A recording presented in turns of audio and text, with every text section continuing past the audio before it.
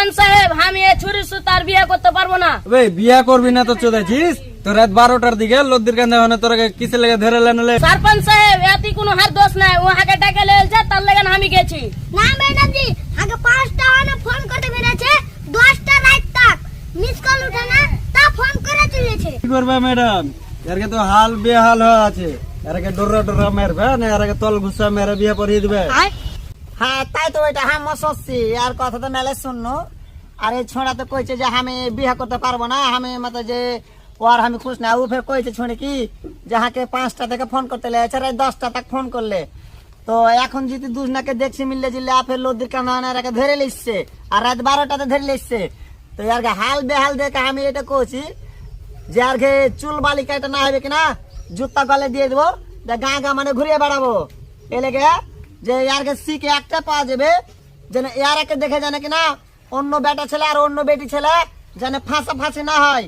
কিন্তু এটা হারাকে করতে হবে যেন আর দোসরা যেন বেটা ছেলে আর বেটি ছেলে যেন ফাঁসি না হয়। না তো কি হয়েছে একটু ফাঁসি হয়েছে কিনা তখন কি হয়েছে বিয়ে পড়িয়ে দিয়েছে কিনা একটা মাইয়া থেকে আলো, ওই মাইয়াটাকে থেদলে ও মাইয়াটা আপনার গুদ মারেছে, লয় মাইয়াকে লিয়ে মানে করে ধরে শুরু করে দিলে সংসার করতে। ও মাইয়া যাবে কোন রে ওর জায়গাতে কিনা আমি এটা শিখ দিব এখন এরাকে যে ইয়ারকে গতরে মতলব যে মারে মারে আর কিনা মানে ছিটকি যত মারবে ই হবে আর গলাতে কিনা মানে জুতা আর চাপ্পাল লটকাও আর মতলব যে ইয়ারকে কিনা চুল বালি কাটাও আর কাটিয়া মানে গোটা গাঁ ঘুরাও, গোটা দেশ ঘুরাও, যেন চারি গাঁ আর চারি দেশের মানুষ যেন কহে আর দেখে যেন ওরা যেন কাম ধরে ওরা তোবা তুল্লা করে যে এরকম কাম জীবনে যেন করবো না। আর তুমি কি কহে কহ, আমি যা কহে কহিনু এখন তোমারও তো কথা শুননো তো আমারও জ্ঞানে লাগছে কি এটা করলে ভালো হবে।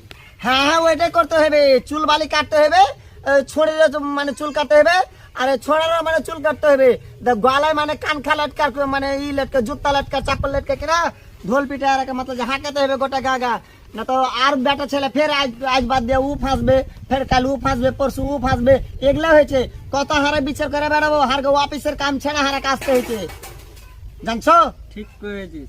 হ্যাঁ তো এইটা হারে কোচি যে ইয়ারাকে লিয়ে যায় মতলব যে ওর বাপ মা যা আসেনি কেমন করে করবে।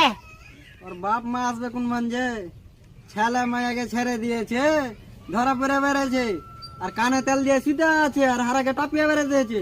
হ্যাঁ তো কানে তেল দিয়ে আছে কিনা, তেল বাড়িয়ে যে পাশে দিক থেকে তুমি কি জানো না যে তেল কিরকম করে বাড়ায়, বোতল চিপবে কিনা তেল বাড়িয়ে যাবে।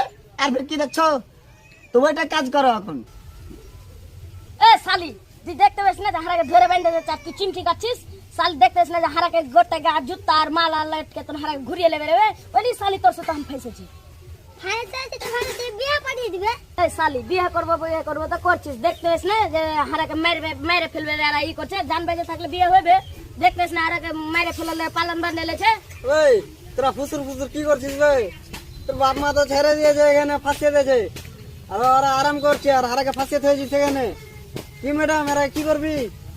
হ্যাঁ তারপরে ছড়িটা ফের খাচ্ছ নিজে, ওই ছড়িটা যে একটা চিমটি কাটছে টোটাল দোস্ত ওই ছড়িয়ে দেবো আমি। হ্যাঁ বেটি ছেলে জায়গা না দিলে বেটা ছেলে কেন দেখছো এখনো চুমা চাটি চলেছে। হ্যাঁ একটা লাজ শরম আছে যে সারপাঞ্চের সামনে আর মাত্র যে কেমন করে আমাদের ম্যাডামের সামনে চুমা চাটি চলেছে, ওর গুদে বাস ভরো বাস কেটে। ম্যাডাম এগুলো আর দেখা যাবে না, পালা গেল না জীবন আসবে